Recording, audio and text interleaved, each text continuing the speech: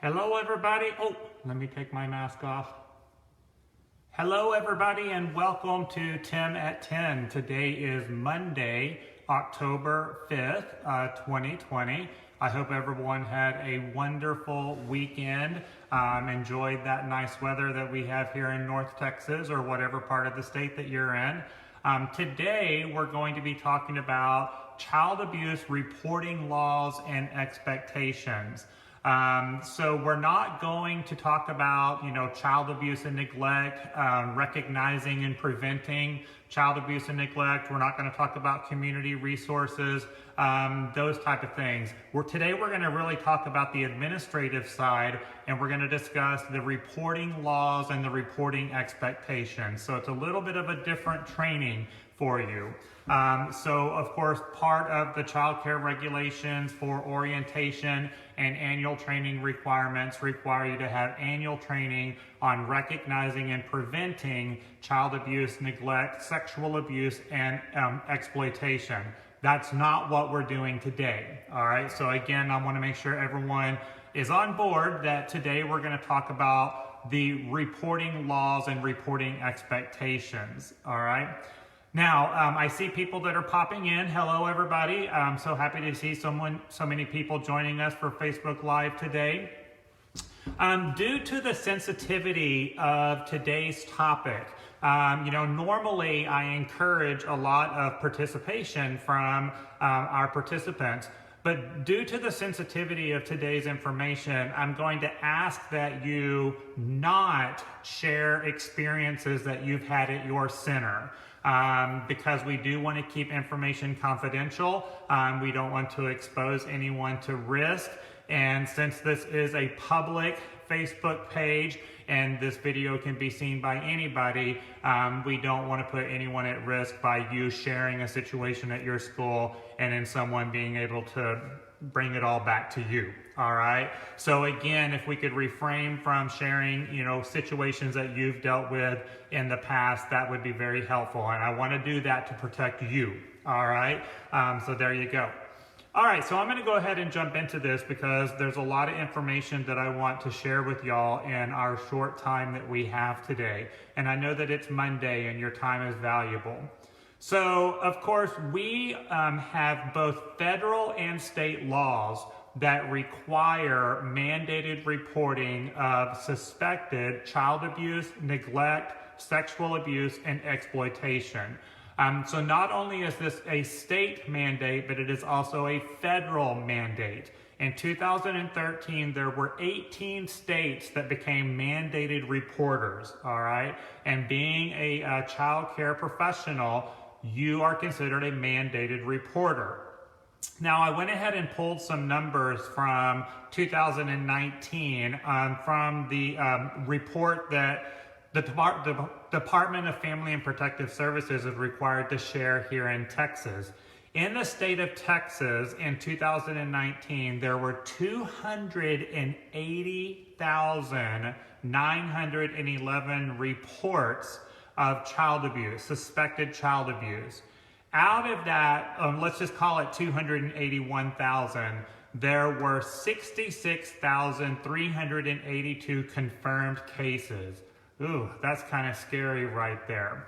Now, the other thing I wanted to share is that out of the 281,000 reports, 1,347 was in child care centers. So it was our employees being reported for suspected abuse, neglect, sexual abuse, or exploitation.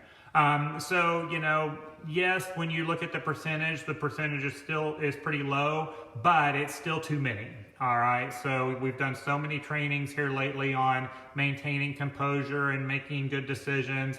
At the end of this conversation today might be a good idea to go back and reflect on that. All right. So like I said, we are mandated reporters under both federal and state laws. What does that mean? Okay, that it means that we are required to report suspected abuse. Now, the key word right there is suspected, all right? If you suspect abuse, you are required to report it. However, you cannot make a malicious or false report. So it gets really hairy, and there's a lot of gray area on what is a suspicion, what is not suspicion. A report being malicious, that's pretty easy to understand. But really, what is the definition of suspicion? The way I like to define this is, can you write it down? All right, can you write it down? So for example, many of us have had many situations where we've had a family or we've had a child that for some reason, something in our gut is telling us something's not right. All right, well, can you document a gut feeling? No, you can't document a gut feeling. Now, if you have a child that comes in and they have unexplained marks and bruises, on different sides of the body, or the child makes a comment, is that something you can write down? Yes. All right. So that would be something that could be reportable. So when we talk about suspicion being a mandated reporter, you may be asked to prove your suspicion. All right. And you're going to want to have documentation of what that looks like. All right, I was able to document these marks or these bruises or these comments or this behavior that led to my suspicion. If you don't have any documentation to back up your suspicion, you might have a problem. All right, so can you write it down? That's how I like to define suspicion. And like I said earlier, of course, if you make a malicious report, you get angry at the parent for whatever reason and you just make something up and you call and report it, that could be a felony or a misdemeanor. All right, so we don't want to do that. The other thing about mandated reporting is that you cannot delegate the reporting responsibility. So if you have a situation where a teacher comes to the director and says, "Hey, director, I think Johnny's being abused." All right, can you call and report it? The teacher can't do that. All right, whoever suspects the abuse has to make the report. All right, so in a real life situation, if a teacher were to come to the director and say, "Hey, director, I think Johnny's being abused," in a real life situation, the director is going to respond and ask, "What's up? Why do you think this?" Again, he's got these unexplained marks and bruises. He made this comment. He's got this behavior in the classroom. And then the director's going to go, "Oh, well, let me go take a look." And then the director goes back into the classroom, observes the child, looks at the marks or bruises, whatever. And then the director may come back and say, "You know what? I think you're right. I think Johnny's being abused." Now, who else suspects the abuse? Both the teacher and the director. So at that point, both individuals have reporting expectations. Now at that point, since both the director and the teacher suspect the abuse, the director can call and make the report on behalf of the director and the teacher. All right.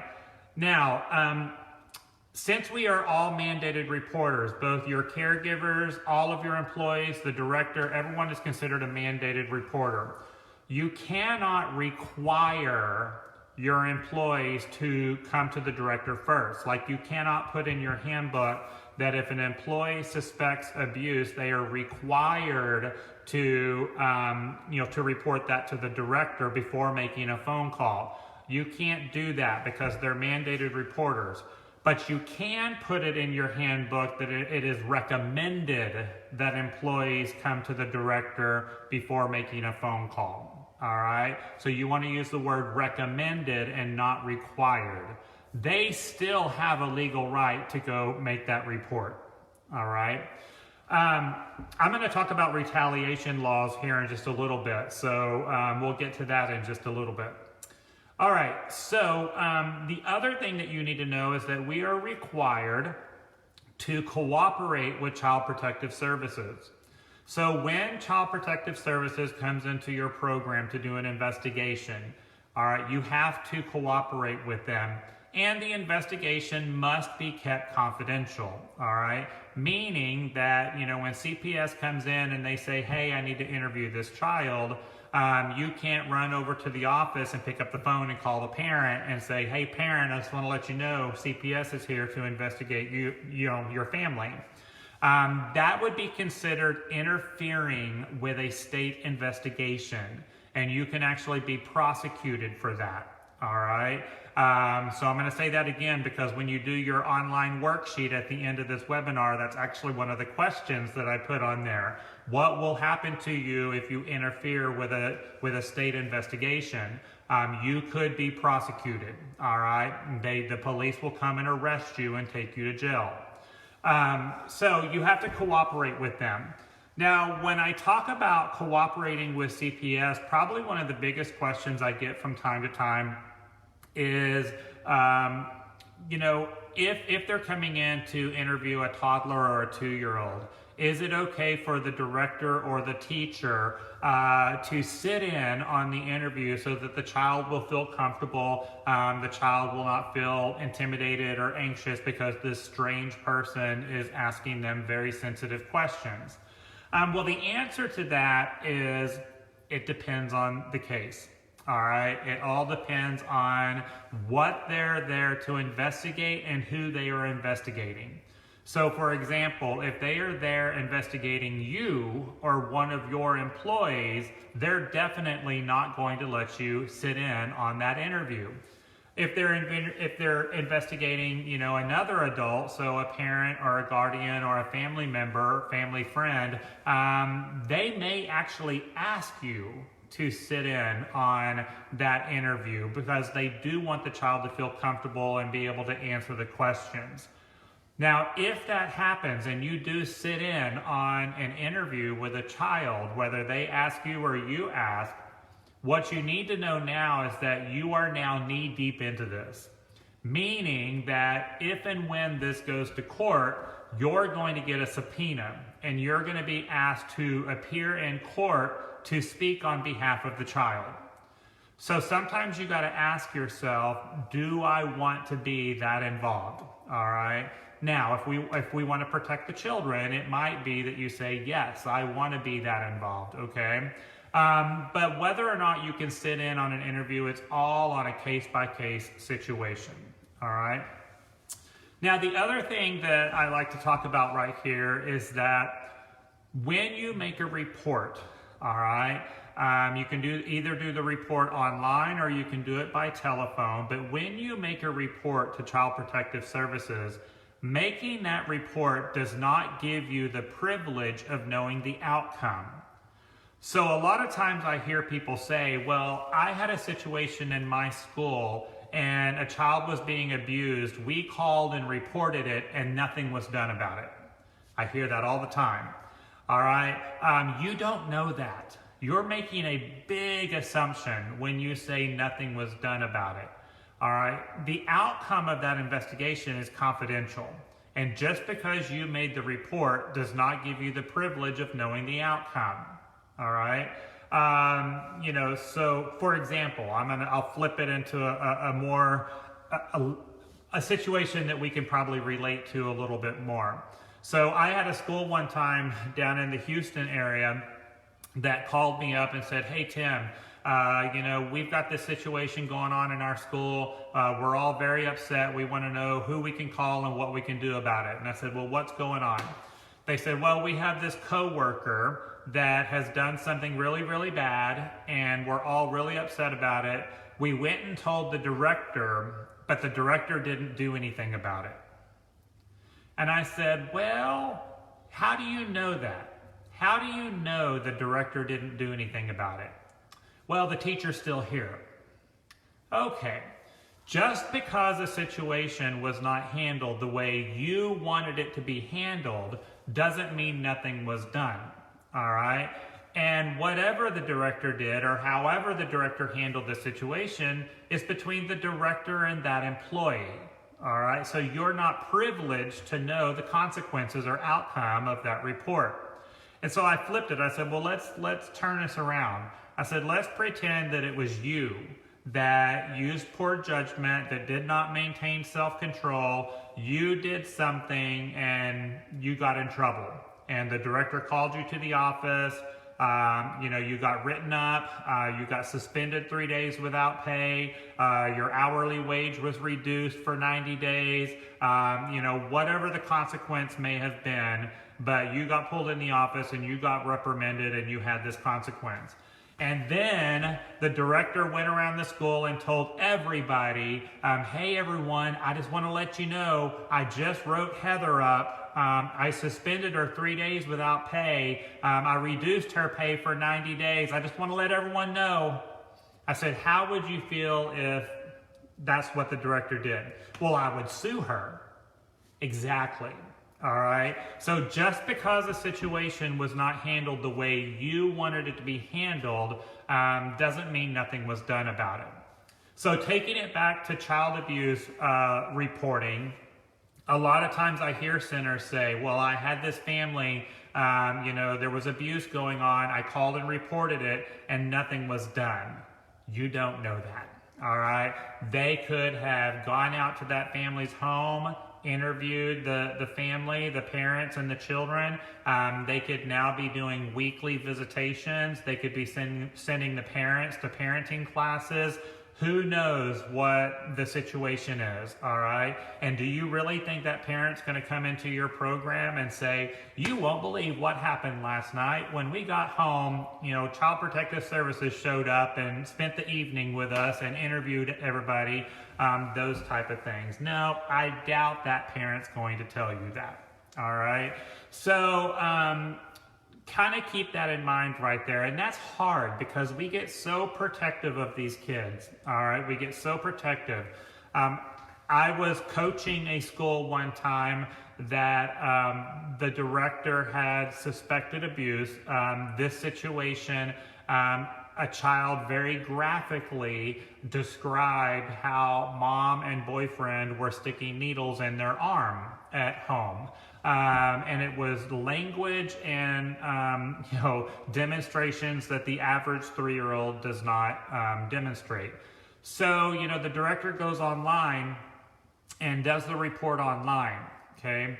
Well, within a couple of hours, the director gets an email back from a caseworker, and it basically just said, thank you for making the time to do this report. No further action is required by you at this time. And the director of this program just freaked out. What do you mean that no further action is required? I mean, this child was so graphic in the way they were describing the situation. And I'm working with the director and I'm like, breathe, okay? Stop and breathe, all right? If you look at the email, it said no further action is required by you at this time.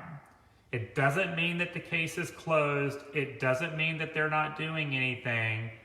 It's just they got what they needed from you and they don't need anything else. And the fact that this school received a response so quickly leads me to believe that there was already an open case. All right.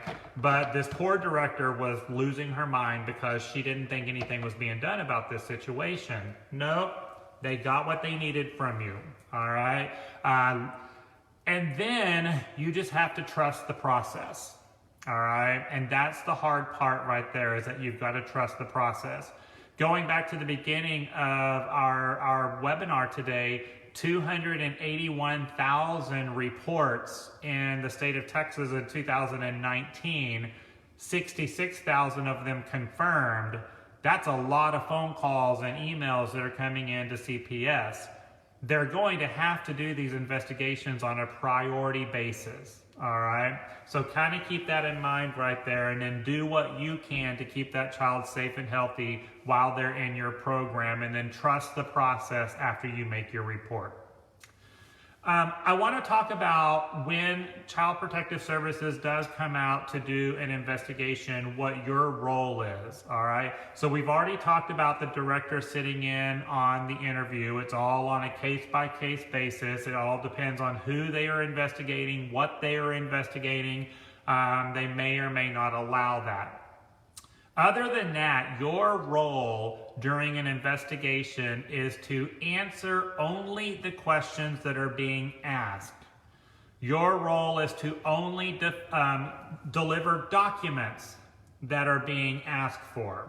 So if you have some documentation of your suspicion or documentation of behavior, you don't turn those over until you're asked to do so. Sometimes when an investigator comes in and they say, we're here to investigate, possible abuse or neglect on this particular child, we tend to want to start vomiting information, all right? And that could be more hurtful than helpful, all right? So your role, and this is also on the worksheet, so if you're taking notes, you might want to take notes here. Your role during an investigation is to answer only the questions that are being asked and to provide documentation that is being requested. And that's it, all right? When you have an investigation at your program, it must remain extremely confidential, all right? Meaning you can't pick up the phone and start calling everybody. You can't notify every teacher that's in the building. Only those that are involved in the investigation has a right to know about it. Otherwise, it needs to be kept very confidential, all right? It is up to the state of Texas to notify the parent of the investigation. It is not your responsibility. So typically, if an investigator shows up and they want to interview a child in your program, they're going to do it. And then they're going to say, we will contact the parent to let them know what has happened, or they're going to leave you a letter, a business card, or whatnot, all right? But again, you can't pick up the phone and call that parent and let them know what's going on. And they're going to come unannounced, all right? They're going to just show up. If they were to announce their visit, either to you or the parent, hey, I'm going to come Monday at 10 o'clock to interview the child, if they did that, then you might have some situations where the child is coached on what to say or what to do when that investigator shows up. So that's the reason why they're unannounced, all right, is so that the child doesn't have the opportunity to be coached by somebody, all right? They want the natural reaction, the natural responses. I have had a situation, now this has been a long time ago, like probably 1992. I had a situation, this was way before we had cell phones, way before emails, all of that type of stuff. But I did have Child Protective Services come out to my facility, interview a family, interview 2 children, left, came back about 2 hours later with a court order to take the children. It was a bad situation. It was a really bad situation. And there was already an open file, so all it took was them going back to the court, having the judge sign it, and they had the right to take the children. They left me a business card, and they said, we will contact the parent to let them know that the children have been removed from care. But if by chance we don't get a hold of them, and the parents come in this afternoon, just give them this business card. Well, they never got a hold of them. So, this dad came in that afternoon and I had to be the one to say, oh, your kids aren't here. Call this number. All right. Now, I bring that up. It was a scary situation, especially that long ago. I bring it up because if a parent that has been investigated or a child that has been interviewed, if the parent starts asking you questions, all right, well, what did they ask my child? What were they here for? All right, how long were they here? Who else did they talk to? You do not answer any of those questions, all right? And this is another question on your worksheet. Those of you that are going to complete your online worksheet for a certificate after this webinar, this is another one of these questions. What do you do if a parent starts asking you about an investigation? Your role, your job, if a parent starts asking you all these questions, is to hand them the phone number of the investigator, and that's it. You know what? I can't answer these questions. You need to call this person. And if they keep asking you and they get, upset or whatever, I cannot answer these questions. You need to call the investigator, you need to call the office. All right? If you start trying to answer these questions, well, they did interview your child and 2 other kids, or well, they were here for about 2.5 hours. I think they're here because of an allegation of whatever. If you start answering those type of questions, you're now interfering with a state investigation. And once again, that could be a felony or a misdemeanor depending on how severe it is. All right? So you don't answer those questions right there. All right. Texas has what's called retaliation laws.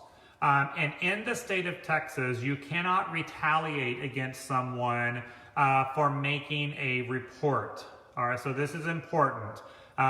Everyone who is a mandated reporter has a legal right to call and report suspected abuse, neglect, sexual abuse, and exploitation. And you can never retaliate against someone for making this type of report. And this is not only to Child Protective Services, but this is to any state agency. You cannot retaliate against someone. So if you have a parent, you have an employee that calls child care licensing or child care regulations, their new name, child care regulations, or they call the health department, or they call Texas Workforce Commission for wage and hour issues. All right, you cannot retaliate against someone for making those phone calls. Now, if it's a false or malicious report, then that person could be prosecuted by the state agency. All right, but if it's suspicion, they have every right to do so. I was coaching a school one time that a teacher came into the director's office and said, oh, we've got this infant that's being abused. We need to call and report it. The director was like, what's going on? And the teacher was like, oh, there's spots all over his buttocks, and there's bruises and everything, and we need to call right now. Well, the director was like, let me go look. The director went back and looked, and this was a classic case of those Mongolian spots that are very, very common. It's very cultural. It's very seasonal. The director brought the teacher to the computer, pulled it up on the internet, showed her there were no other signs of abuse other than these marks, that type of thing. The child was not being abused, all right? Thought that she had the teacher all calmed down and everything. Well, a couple of days later, here comes the parents. And they had been investigated, and they were furious.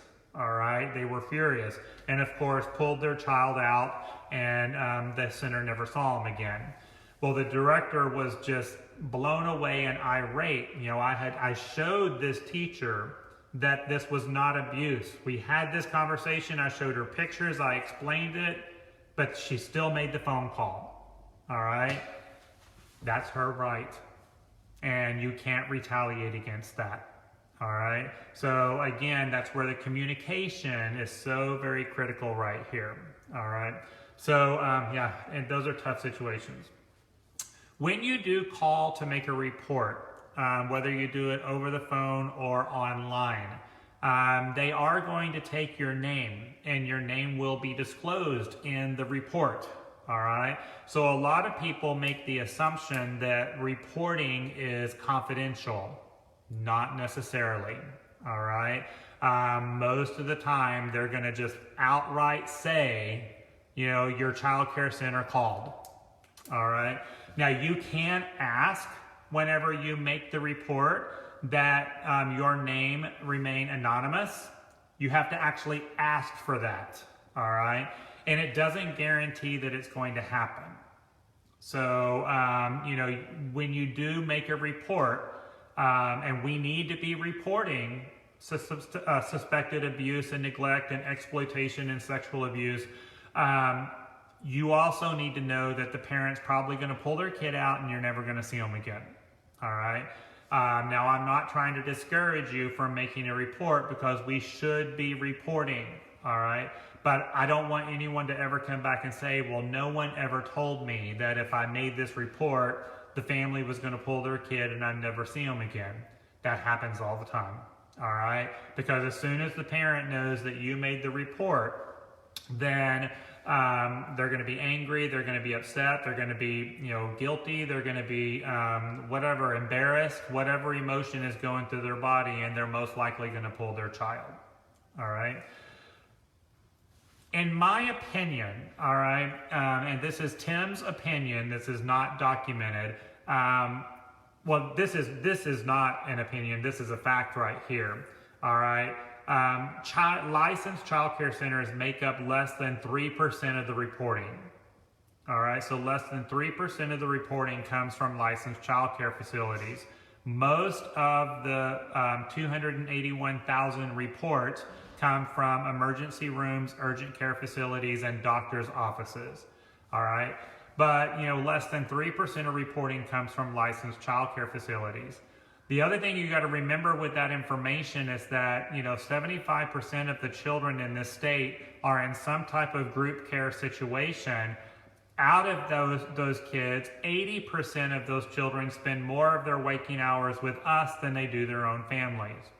So who is most likely to suspect abuse and neglect? It should be us. The kids are spending more time with us than anyone else, but we make up less than 3% of the reporting.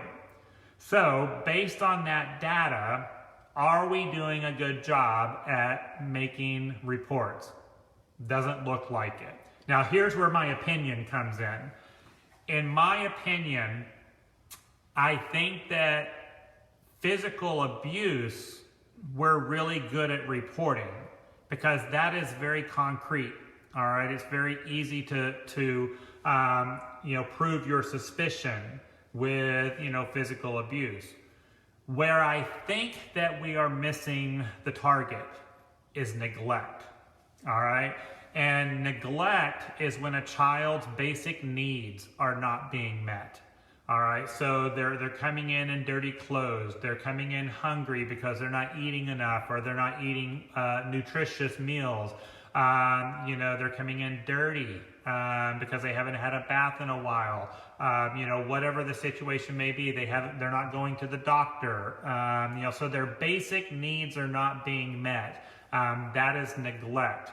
Now, the tough thing about neglect is that you have to look at the situation, and it might be that the parent is doing the best they can with what they've got, and the neglect is not intentional. All right, the parent just doesn't have the income or the resources to be able to provide all of these basic needs. In those type of situations, then, we should be looking for support. We should be looking for community resources to help that family out. It's not intentional, all right? Sometimes it may be intentional, whether it's due to an addiction, drugs or alcohol, and the child is just not getting their basic needs met. The other thing that I wanted to talk about in this short time that we have together today is exploitation. This is one of the biggest legal trends that we have in our industry right now, and it has been for about 7 years now. But exploitation is using the child for your personal gain. All right, so when a person uses a child for their personal gain, that is considered exploitation. It does not have to be a financial gain. Okay, so a lot of times people think that exploitation, there's money involved in it. Not necessarily, all right? Just using a child for your personal gain. The reason why this is such a big legal issue for us these days is social media, all right? So when you have an employee that's working at your facility, if they take pictures of the children in their classroom and then they post these pictures on their personal social media pages, that is considered exploitation, okay? Or they're making comments about the children and actually using the children's names on their social media pages, all right? That could be considered exploitation. And we see cases all around the country where teachers and caregivers are being arrested for what they're posting on their personal pages. So y'all want to make sure that you've got a very, very strict policy on this. that employees are not allowed to post any picture or any comment about the children enrolled in your program at all on their personal pages. All right. First off, when we go back to privacy laws, any photograph taken of a child, you must have written permission from the parent. All right. Not only must you have written permission from that parent to take that child's picture, the parent must be given consideration and the parent must know the intent behind the picture. All right. It is. I see a Facebook Live comment. Very, very scary, right? Just another reason why these right here don't need to be in the classroom. All right. So we have lockers that our teachers put all of their personal belongings in that are not in the classroom. But if you allow these things into the classroom, it's just giving them an opportunity to take pictures and exploit the children. All right. And we don't want that to happen right there. All right, so that was a lot of information really, really quick. I just want to make sure that I went over everything that's on my list. All right. Again, I'm just going to go over a couple of the big points right here. What does it mean to be a mandated reporter? That means that under federal and state laws, you are required to report suspected abuse, neglect, sexual abuse, and exploitation. You have to be able to prove your suspicion, all right? You have to be able to prove your suspicion. I definitely wanted to make sure that I touched on exploitation, and that's using children for your personal gain. Make sure that you've got policies protecting your employees so that they are not tempted to post something on their personal pages that could be considered exploitation. But be aware of it with families as well. What could happen to you if you interfere with an investigation? So if you have Child Protective Services coming out to your program and you pick up the phone and you call that parent and let them know that they're there, or that afternoon when the parent wants to know, you know, what did they ask my child? What were they here for? How long were they here? Who else did they talk to? If you answer any of those questions, that could be interfering with a state investigation. You could be prosecuted for that. All right, you could be prosecuted for that. So don't interfere. When an investigator comes in, you answer only the questions that are being asked. All right. So what is your role in an investigation? Your role is to only answer the questions that are being asked and to only provide the documentation that is being requested. Nothing else. All right. Only what they ask for.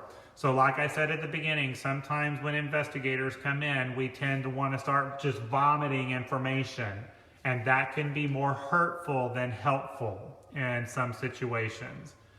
All right. And again, if a parent asks you about the investigation, your response is, you need to call this phone number. I can't answer these questions. You need to call this phone number.